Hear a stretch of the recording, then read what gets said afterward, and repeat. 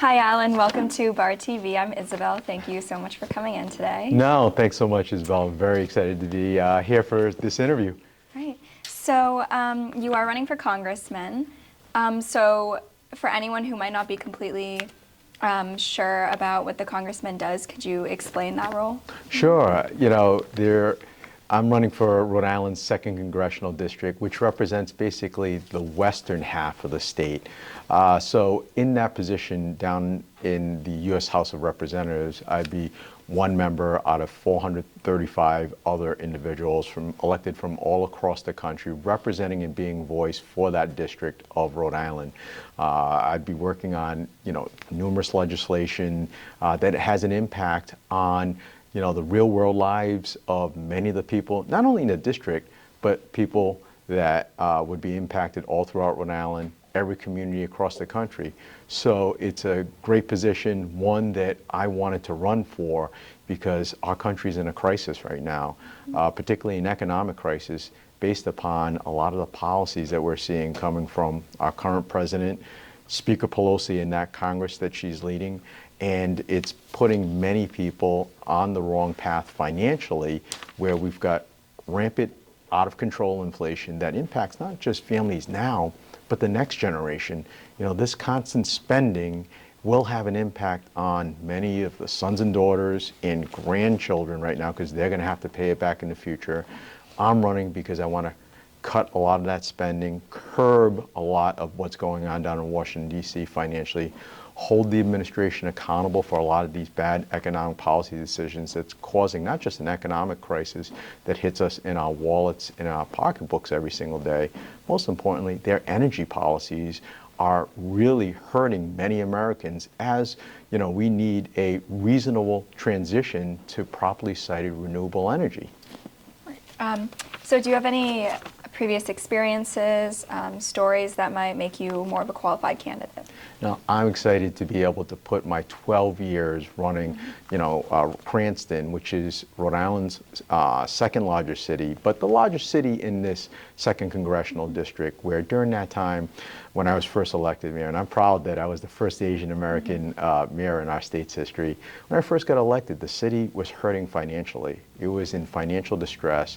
I was able to utilize a lot of my skills and background as a lawyer, as a business person. My parents are first generation to this country, and they started a small family business, Chinese restaurant that they ran right here in Cranston for 35 years. So I've got a small business background, also a big business, working for a great company like MetLife. Who doesn't like Snoopy?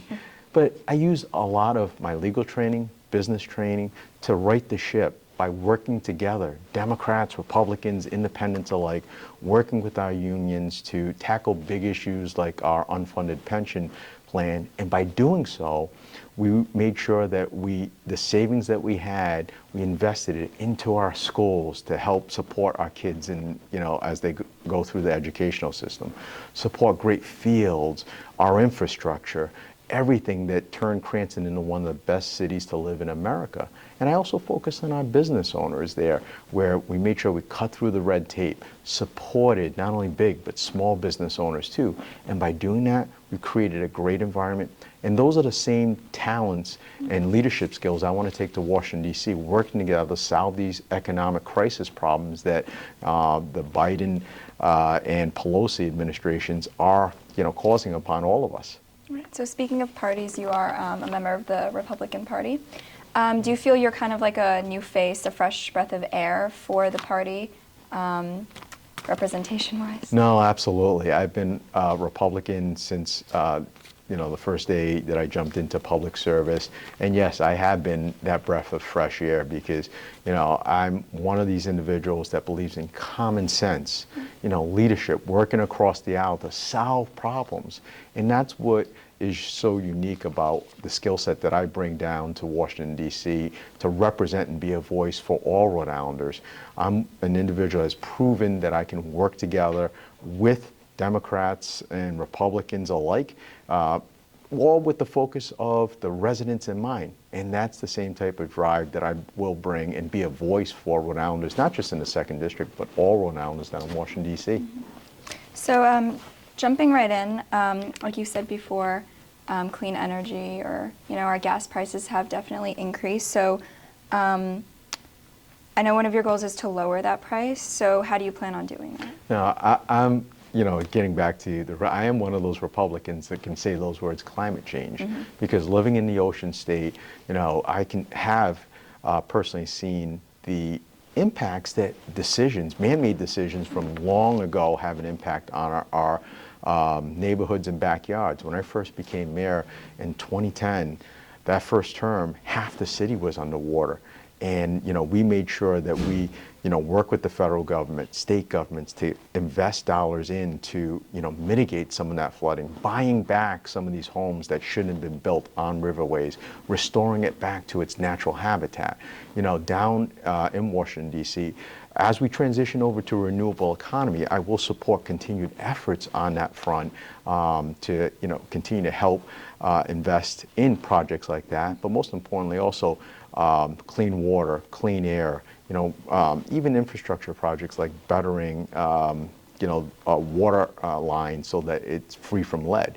A lot of those I will support because I am an environmentally friendly Republican, but I'm also one that's realistic, where we have to, as we're transitioning over, we can't just shut everything down. I believe in an all-energy approach, making sure that as we transition over to that renewable energy economy, we have to ensure that we're also still producing oil, gas, which is cleaner here than being reliant upon unstable economies across the globe for probably dirtier energy coming in. Right. So how do you plan on kind of gathering more workers so that we start to depend more on our country's oil and gas industry rather than overseas? Well, I think what we really need to do is focus, first and foremost, on making more products here, manufacturing products here. I am a big supporter of not just the green economy. We've got a great burgeoning green economy here in Rhode Island, but supporting the blue economy too. A lot of the great research that's being done at our flagship university, University of Rhode Island, is in that area of the blue economy, because we're the ocean state.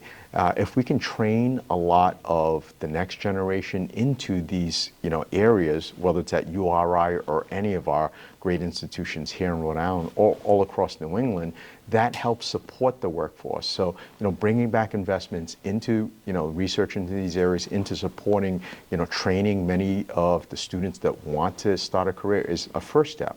But second of all, making sure that we're providing whatever resources are necessary to invest so that they have the proper infrastructure to manufacture many of the jobs here. I will be a supporter of targeted investments into our ports. We have a great port at Quonset, which is in the district, even Providence Port, any of those facilities up and down the Narragansett Bay, our beautiful, waterway system that can help bring a lot of those products out to market. So if you create that correct distribution chain, support a lot of our next generation, as well as invest in some of those companies that want to innovate here, that's how we're going to create that healthier economy. Right. So we need to start young. Absolutely.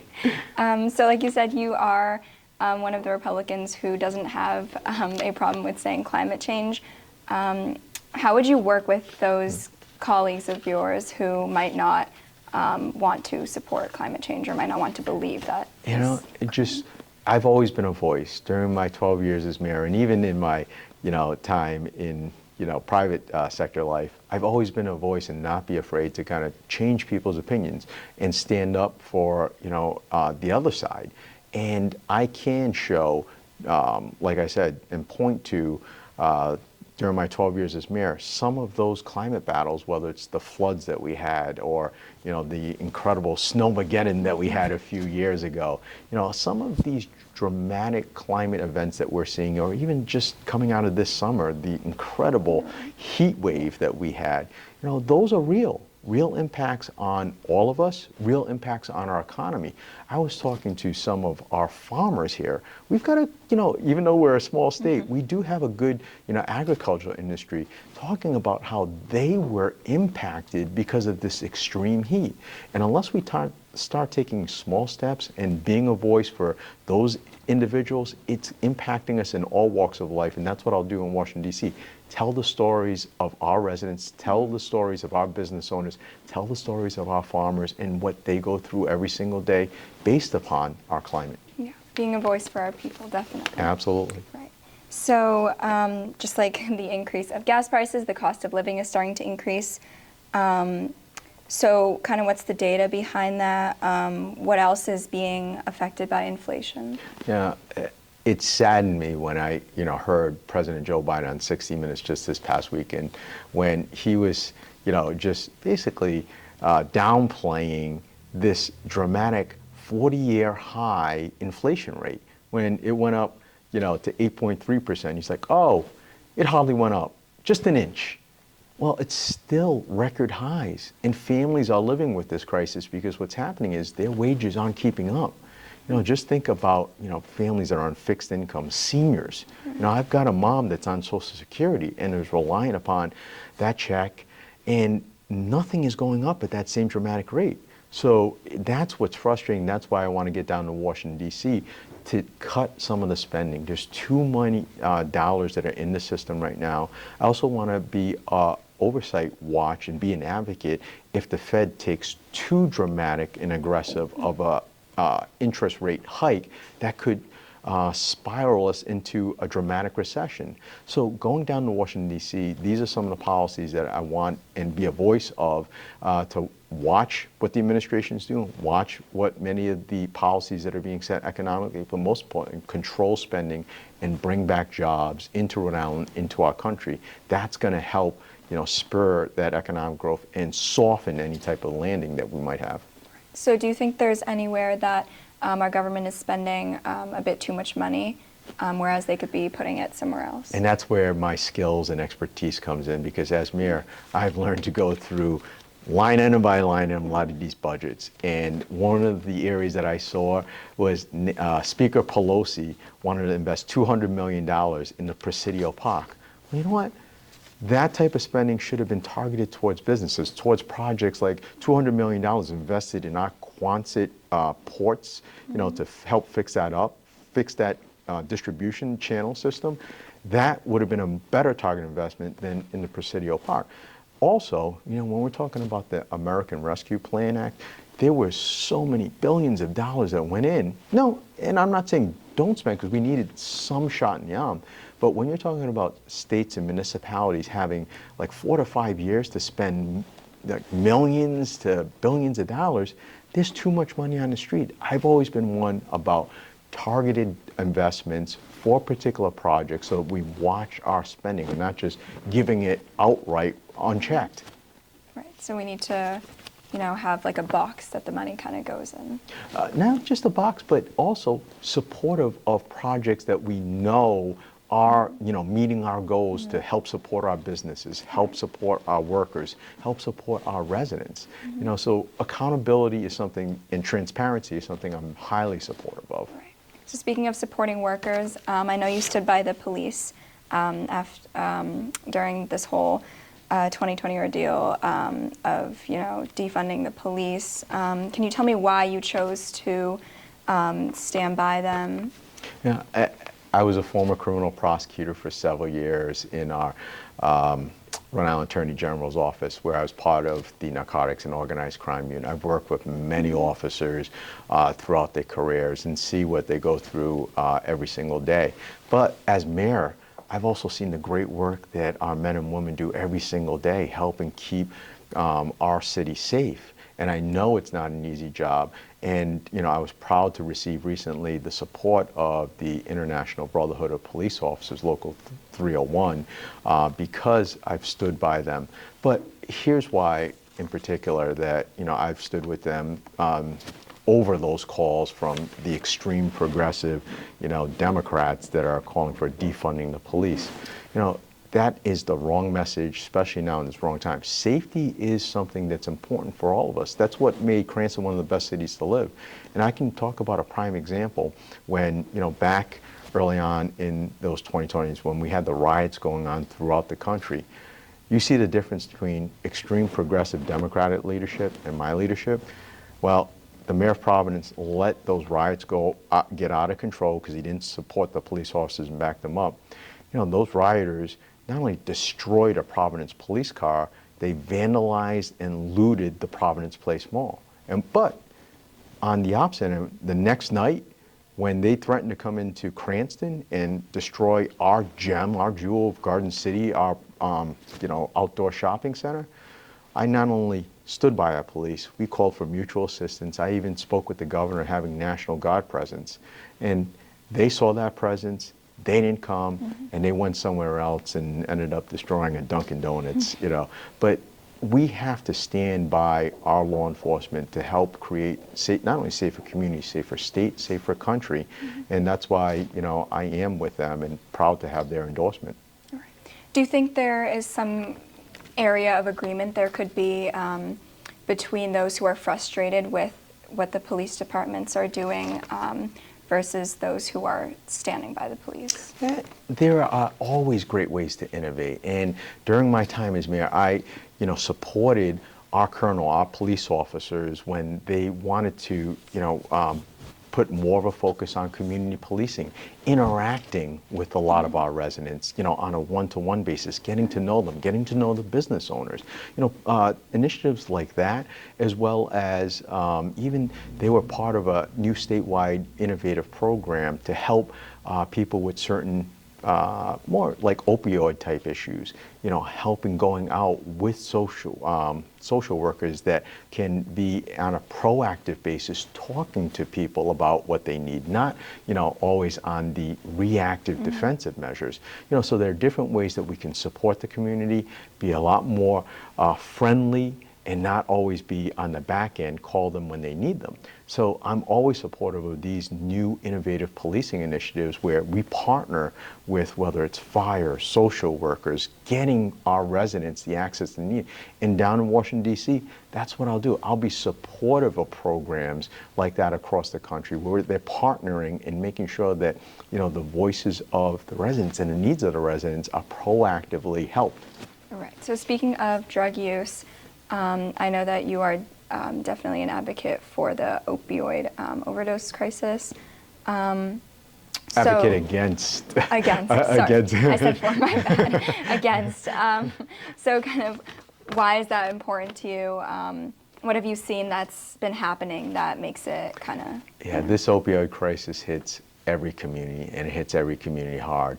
And this is why, I've seen firsthand, not only when I was a prosecutor, because I was in the narcotics and organized crime unit, and making sure we curb at the first instance, a lot of the flow of, any drug that's particularly coming across our border. And a lot of the opioids, fentanyl in particular, that's lacing many of the drugs coming in, is coming from our southern border. And that's why I am a supporter of securing our border first and foremost, to kind of prevent a lot of that drug flow that's coming in, a lot of it from China. So that's a priority, and we got to make sure that that is taken care of, because as it's hitting our streets, we're seeing so many opioid deaths. Many of our first responders out there with Narcan to make sure we have the tools necessary to revive anyone that might have overdosed on this. It's a serious problem, and one that I will take seriously as Congressman. Right. So how can we secure our borders? How can we increase that? Securing a lot of the funding to help, whether it's building the wall or providing resources to our Border Patrol agents so that they can effectively do their jobs. I'm also one that, coming from an immigrant family, I understand the plight of immigrants. I'm also one that supports a pathway for those that are here that are undocumented. So, like I said, I've always been more on the reasonable, see what the root causes of the problems on various issues are, but address it in a, in an empathetic way, listening to people. So, first and foremost, we do have to, do what we can, at the border, but also ensure on an ongoing basis that we have a way to address the big picture issues as well, comprehensively. Right. Speaking of, traveling and borders, what does our country's human trafficking kind of situation look like? Is it, across international borders, national? Yeah, and that's another byproduct of that open border system we have, especially at the southern border. I've spoken to so many individuals that lived through it, through many of those cities down on that southern border. And it's difficult because it's not only just the fentanyl coming in, it is human trafficking. And the human trafficking, they push all throughout to cities across America, just like with the fentanyl. And that's something that, as a first, step, securing that border is important. It'll help providing the resources to, to law enforcement, as well as those border, agents, is something that, needs to be done to stem the tide of any type of human trafficking, but also investing dollars here locally. And that's one of my jobs in Congress, to support some of these agencies that, that we have here in Rhode Island that can help fight against, any type of sex trafficking, because it hits all of our backyards all across the country. Definitely. So kind of going on a whole nother trail, Sure. You increased the graduation rate of public schools by 20%. How do you plan on, keeping up with that? Yeah, education has been so important in my life because, when my parents came to this country, I was born here, my two younger sisters, they stressed so much the value of education and pursuing the American dream, so that education opened the door so that I could, be the first one in my family to go to college, first one to graduate from law school, and choose the path, career path that I wanted to choose, live that American dream. And, education opened so many doors. I was proud during my time as mayor to invest a lot of dollars into, our educational system. I had when I finished, I had a great superintendent that was willing to innovate. She was looking to try to meet the resources, provide the resources to meet the needs of the students. And I will support down in Congress a lot of initiatives that many of our, public education school system wants to put forward to help our kids, especially in the urban core areas where they need more resources because of, sometimes the learning gap. Especially now as we're coming out of COVID, they're going to need additional resources, especially from a technology standpoint, where in the urban core, you have students that might not even have the ability to access the internet because they don't have Wi-Fi. So making sure that we continue funding on important critical projects like that, especially in some of the areas that of utmost need, is something that is on my mind. Right. So speaking of the American dream, what do you think the American dream really is? And do you think by continuing funds for public schools for those places of lower income, if they'll eventually reach that American dream? Yeah. The American dream is about one thing: opportunity. And for my parents, it was coming here to help support the family that they're about to start. Because of them taking those initial first steps, I could never imagine doing what they did, not knowing a word of English, coming to this country. But they were proud to come to this country, start a family business, that Chinese restaurant that I grew up in. I started out bussing tables, washing dishes at 9 years old. I couldn't even see over the sink. I had to stand on a milk crate. But those are the values that they instilled in me. That opportunity in our country, our state, our city, offer them that opportunity. And I think what I want to go down to Washington, D.C. is to ensure that we still have that mindset for the next generation of not just immigrants coming in, but next generation of students coming out of school, so that they can pursue what they want to do as a passion for their career, pursue what they want to do and have their rights to do what they want in their communities. Right. So being the first Asian mayor of your district, that's very impressive. What was it like running in a predominantly white area? What was the experience? No, I was proud to kind of basically kick down that bamboo ceiling and be the first Asian American mayor in our state.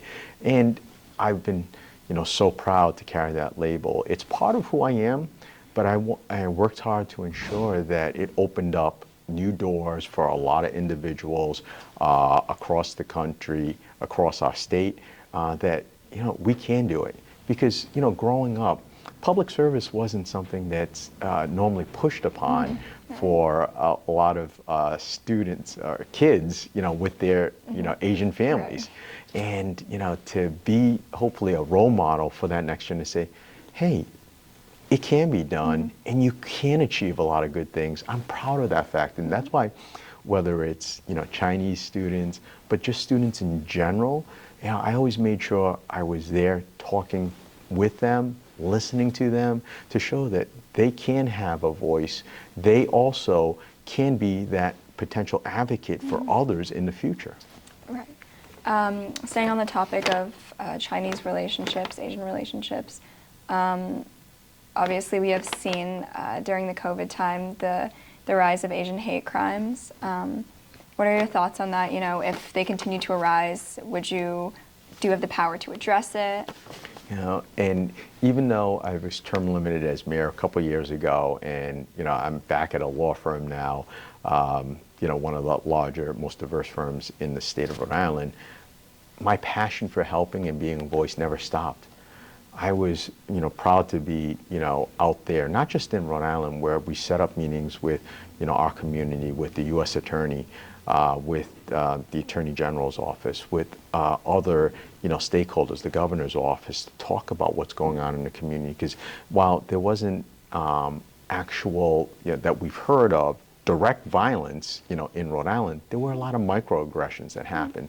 But when some of my friends in New York City or other parts of the country were experiences, on a more violent level, where it was physical and criminal, I didn't hesitate to jump in and made sure that I was standing with them. I was a voice with them, hoping, to open whatever doors that I can in government to really let the government officials know this is a real problem in our community. And that's what I'll be down in Washington, D.C., not afraid to stand up for issues that are important to the community, but important to all of us too. And I'm also proud of my wife.